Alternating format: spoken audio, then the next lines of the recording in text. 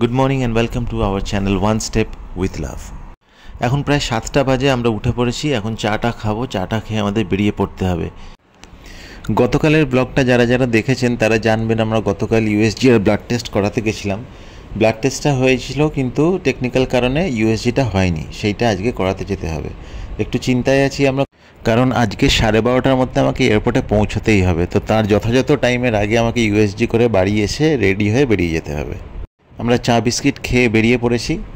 এখানে আমি আর আমার বউ এটাই আলোচনা করছি যে আজকে যেন কালকের মতো কোনো টেকনিক্যাল প্রবলেম না হয়, কারণ আজকে যদি ইউএসজিটা না হয় তাহলে আমি বাইরে থেকে ফেরার পরে তখনই হবে। এদিকে ওষুধের কোর্সটাও কমপ্লিট হয়ে যাচ্ছে, আবার ডাক্তারকে ফোন করে জানতে হবে কি করতে হবে। পৌঁছে গেছি ডায়াগনস্টিক সেন্টারে, এখন এখানে ওর ইউএসজিটা হয়ে যাবে।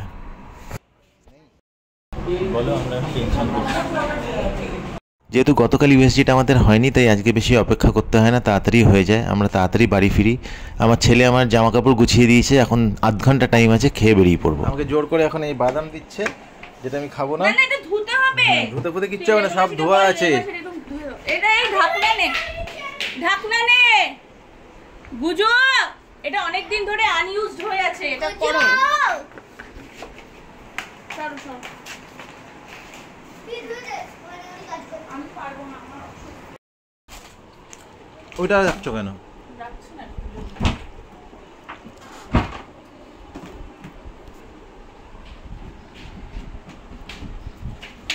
তুই মাম্মামকে দে, আচারটা দেবে। আচারটা দেখি।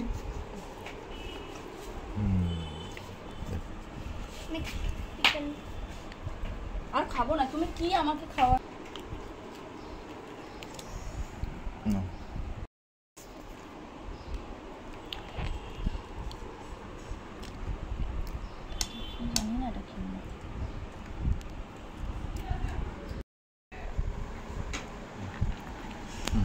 আমার ছেলে এখন আমাকে বাদাম টাদাম সব প্যাক করে দিচ্ছে। আমার একটু ওদের ফ্লাইট আছে, বাকিটা পরে জানাচ্ছি। কি এটা এটা কি? আচ্ছা দেখছি পরে কি। আমি বাইরে যাব, তাই আমার ছেলে নিজে হাতে এটা আমাকে বানিয়ে দিয়েছে। হ্যাপি জার্নি টু বাবা।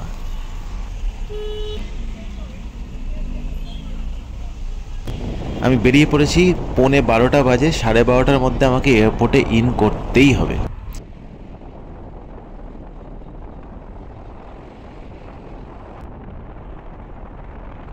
এই পার্টিকুলার জায়গাটা আমার বউয়ের, আমার ছেলের এবং আমার খুব প্রিয়, কারণ এখানে যখনই গাড়ি ওঠে না, এটাই মনে হয় যে আমরা কোথাও বেড়াতে যাচ্ছি, আর আনন্দে মনটা ভরে যায়। যদিও আজকে আমি একা। এই দেখুন এয়ারপোর্টে আমি এসে গেছি। এবার আমি যা ফর্মালিটিস করা তাড়াতাড়ি করে ভেতরে ঢুকে সিকিউরিটি চেকটা করে নিতে হবে।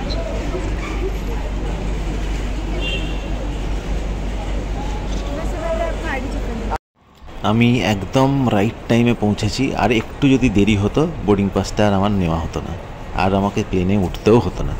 যাই হোক, পেয়ে গেছি। এবার আমি বোর্ডিংয়ের জন্য এগোচ্ছি। আমার ফ্লাইট গেট নাম্বার 22, এরও ব্রিজ ধরে যেতে হবে, তো বেশি হাঁটাহাঁটিও করতে হবে না। একদম সিকিউরিটি চেক হয়ে গেলেই সামনেই গেট নাম্বার 22। বোর্ডিং স্টার্টও হয়ে গেছে, এবার আমি এয়ারক্রাফটে উঠে যাব। Excuse me, ma'am. You have opened it? I did. Fast forward. Yeah. Thank you. Thank you.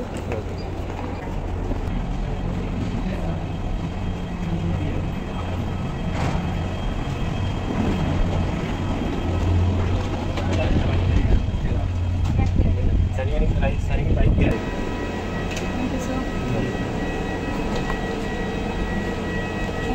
Welcome.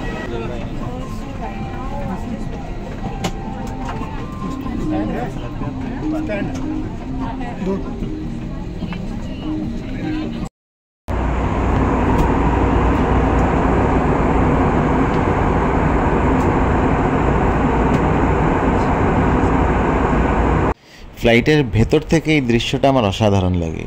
এটা মেঘ না বরফ কিছুই বোঝা যায় না। এবারে দেখলাম বেশ কিছু সিস্টেম বদলেছে airlines.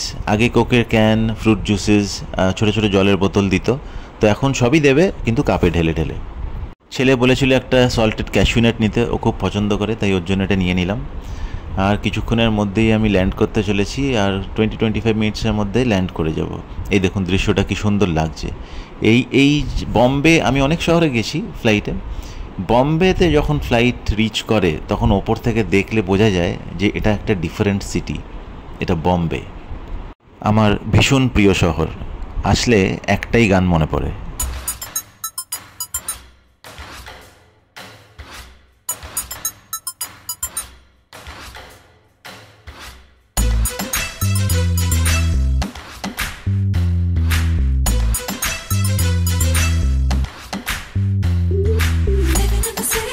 Drive me crazy, never easy. Take me up and bring me down and down and down. Lakh lakh रोज आके बस जाते हैं, इस शहर से दिल लगा के बस जाते हैं। Drive me crazy.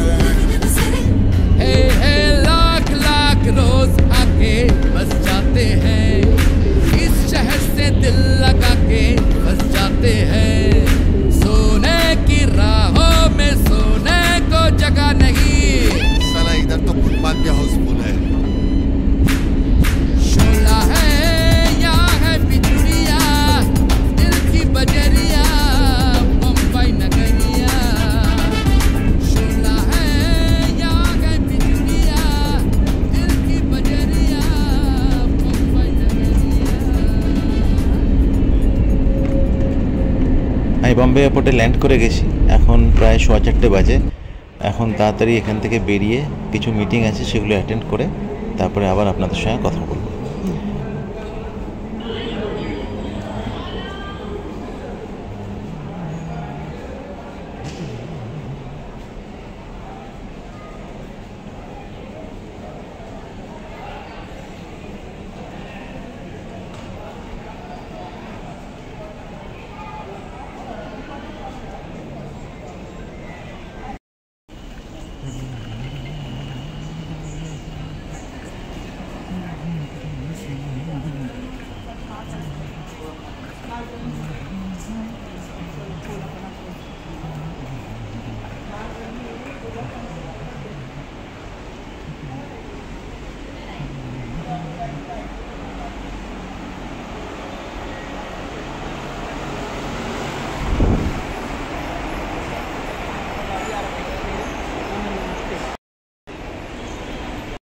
আজকে যা যা মিটিং ছিল সে সবকটাই অ্যাটেন্ড করা হয়েছে, সাকসেসফুলি মিটিংগুলো কমপ্লিট হয়ে গেছে। এখন আমি যাচ্ছি হোটেলের দিকে, হোটেলে গিয়ে আমি ডিনার করে নেব, আর আপনাদের সঙ্গে আবার কথা বলবো কালকে সকালে। তো আজ এতটাই, এখানেই ব্লগটাকে শেষ করছি। Please like, comment, share and subscribe our channel. Thank you.